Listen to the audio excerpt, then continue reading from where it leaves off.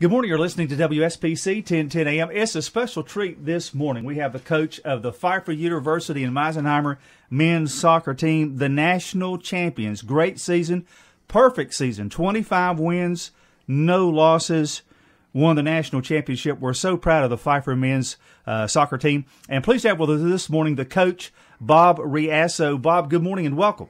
Nice to see you, Leon. Now, we'll try to do a brief bio of Bob, because if we told you everything there is to tell you about Bob and all his accomplishments, he's like a walking soccer hall of fame. But a class of Pfeiffer, 1973, Distinguished Alumnus, 1993, Pfeiffer Sports Hall of Fame, 1995, has won over 400 games. Also served as the men's head soccer coach at Rutgers for about 3 decades. Loyal son of Rutgers, inducted into the Soccer Coaches of New Jersey Hall of Fame. We could go on, and I'm not kidding. We could talk 30 minutes about just what the coach has done. But, Coach, congratulations. We're so glad that you brought the title back home to Meisenheimer. Now, I have one question right off the bat. Your guys come from Spain, Brazil, France, Trinidad, Portugal, Mexico, Colombia, North Carolina as well, and Chile. Any language problems? Not really. Matter of fact, the first year, one of my center backs said, "Coach, by the time I translated from Spanish to English, the moment's lost. Is it okay if I speak Spanish on the field?" I said, "Sure, as long as the guys around you understand it, it's okay." And my captain at that time, he quickly learned a few words in Spanish so we could communicate with the rest of the team. But no, the guys, they have to pass the TOEFL test. Test is in English as a second language. So they had to come with some workable knowledge of English. And as soon as they get on campus, their English gets a lot better real quickly. So okay. English and probably Southern too. You know, there's a difference between there English sure is. and Southern. There sure is. Okay. Now, did you recruit these guys, or did they follow you to Pfeiffer? I recruited them. Okay. You obviously did a good job. Thank you. Thank you. Thank you. Now, tell us about your season, whatever you want to say about your season, and just tell us about your season. Well, it's difficult. You know, you never start out the season and dream about going undefeated. I mean, you know, we all dream about winning championships, but never going undefeated. So it was probably like almost a once-in-a-lifetime opportunity where you go undefeated and you win a national championship. We returned a really, really good nucleus. We were 17-5-1 last year. We won the conference championship, won an NCAA tournament game, and then got beat. But there's a special, this is a very unique school. It's a very unique campus. You know, I went there and it hasn't changed since when I went there. Everybody loves you. Everybody cares about you. Everybody knows your name. They've embraced our team. I don't think you could argue too much. I think everybody would tell you the same thing. Our guys are the nicest guys on campus. They're really humble kids. For winning as much as we did this year, they still remain very, very humble. We had a tremendous following at all our games. We put up lights this year, which was unbelievable for the community, for the school. It's really an academic initiative because now they don't have to get out of class later on in the year at noon and 2 to play games. We can play at 5 and 7. But it also just improved the environment. So the kids came out to the game, our fans came out, our professors come out, the community comes out, and you know, we just had a great team, a great university, a great community, and it's just been a tremendous experience. I wanted to say getting the lights installed is something of a feat itself. Now, let me ask you, because you know all about soccer all across America.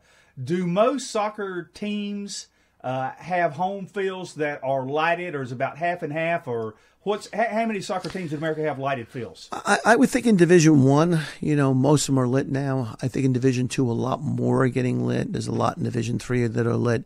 But when I said it was an academic initiative, it actually was. Our provost, Tracy Espy, was the one that was really pushing as hard as I was to get it done. Because, you know, the kids have to leave early for practice. Kids have to leave early for games. It's worse in the spring when you're playing softball and baseball doubleheaders almost every other day. You don't want to start them at noon and 2, you know. So it's a great experience, but players love to play underneath the lights. There's something different when you're playing underneath the lights. Fans love to come out underneath the lights and watch games. So it's a win-win for everybody. So Is it actually cooler at night? I know it's darker. Is it cooler at night to play at night as opposed to the afternoon? Well, it's cooler weather-wise, and it's definitely cooler just in the environment because everybody has a lot more fun when you play night games. It definitely does. Did you stay injury-free most of the season? You know, there's no wood to knock on, but I'll knock on my head because I didn't talk about it most of the year when people would ask me because you're afraid, you know, I am somewhat superstitious. Yeah, we were relatively injury-free and amazingly, you know, because you know, we play a very competitive schedule, and as we got nearer and nearer, we got in NCAA tournament time particularly, the games become so fierce. You know, regular season games are intense. Conference championship games, you know, are twice that. In an NCAA tournament game, you can take it up another 10 notches because everybody knows their season's over.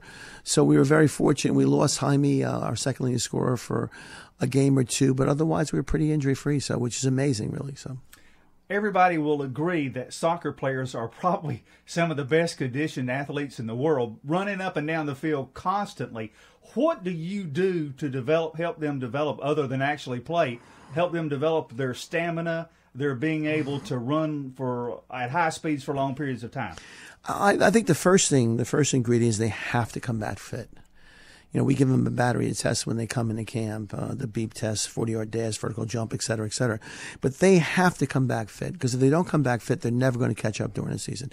And then all the training we do is all high-intensity interval training that replicates what the match is like. So, you know, our players are running at times 6-7 miles a game. And the only way you can get them to do that is to train on the same level. So we train at a very, very high and very intense level in practice. Okay.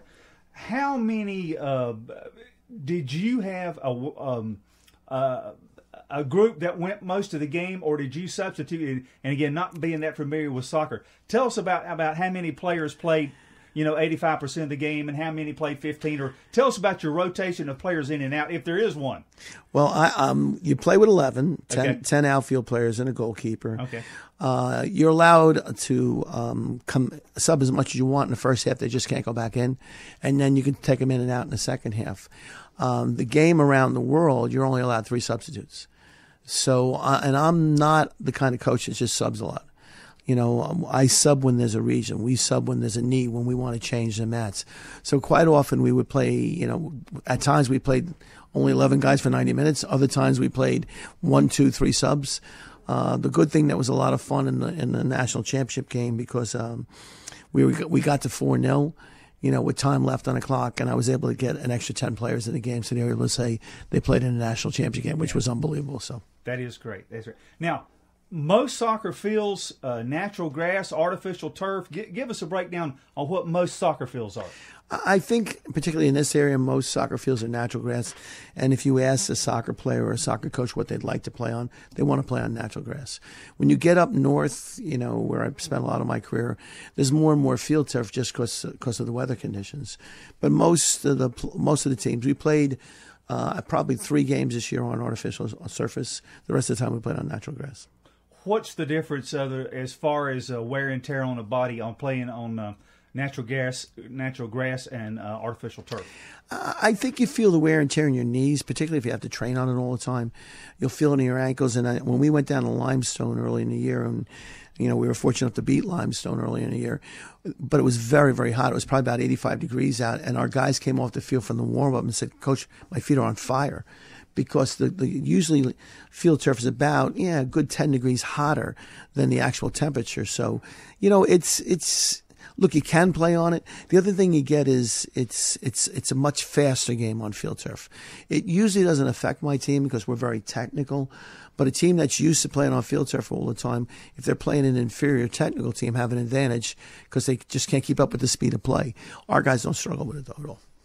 Don't want to give away any secrets, but any particular things you'd like to say about your offensive strategy in general? Well, you know, everybody wants to possess the ball. Everybody wants to keep the ball. I believe in progressive possession, you know, not just possession for possession's sake. The goal's over there. We eventually got to get over to the goal and score goals. You know, we're an attacking team. We like to possess the ball. We like to go forward. I mean, Nathan Regis, his nickname is Sasa. He led the country in scoring. He had 32 goals. He's a first-team All-American. Jaime Sayaj, had 17 goals. My withdrawn, my number 10, Martin Gavo, had 9 goals and 20 assists. Santi Mora had, 10 goals and 14 assists. So we scored 86 goals this year and gave up 18. So we're an attacking team. But we're also a very, very good defensive team, too. Right. And a little bit about defense on soccer. Yeah, well, defense wins championships. So when we start our preseason camp, the first thing we put in is we start very basic. We start with individual defense, then we go to small group defense, then we go to team defense. And it's one of those things that we review, at least once a week. We're going through all our defensive strategies. And we will tweak our strategies sometimes to fit in with our opponent or to be able to stop our opponent. But one of the things I've done, especially later on in my career, I really spent a lot of time wanting to play our game. Wanted to impose our will on our opponents. It changes a little bit in the NCAA tournament because it's a very tactical game in the NCAA tournament. All the teams are so good. So we would spend a little bit of time worrying about, or a good bit of time worrying about stopping them.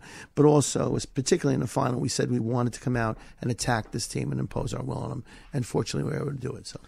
Any alignment, sort of like in basketball or other things, that you might play a zone defense or a man-to-man or some combination of when you do defense? Yeah, we played a zonal defense, but we always tell our guys when you're strong side, which means ball side, it's kind of like a matchup zone where you actually, you're stepping up and marking your guy. We high press, zone press. We have different levels of pressure, so we can pick them up in midfield, but we're always pressing. Could pick them up 10 at the top of the circle. We can pick them up 10 yards over the circle. So our guys are, I don't usually have to say too much, but just change the color because we usually a color scheme. We start out in white. I might yell out gold, and that's all I really need to say because we train it so much. They know what level of pressure is at and what we're doing. So, anything that I've not asked you that you want to mention? I just have fabulous kids. Okay. I mean, I don't think I can say enough about the quality of kids we have. I've coached for, on the collegiate level for 35 years, and this is the finest group of young men I've ever coached. I think if you speak to anybody on our campus, they would echo the same thing.